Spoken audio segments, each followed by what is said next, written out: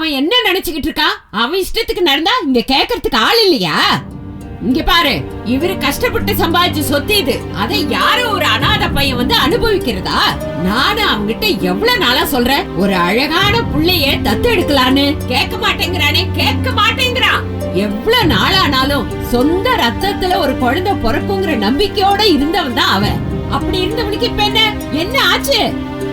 உனக்கு தெரியுமா, உன் அண்ணனோட சமாச்சாரம்? உன் அருமை அண்ணன் யாரோ ஒரு அனாதை பையனை இந்த வீட்டுக்கு கூட்டிட்டு வரானா. தயாராயிரு, ஆரத்தி தட்டெல்லாம் வச்சுக்கிட்டு வரப்போற மருமகனை வரவேற்கிறதுக்கு.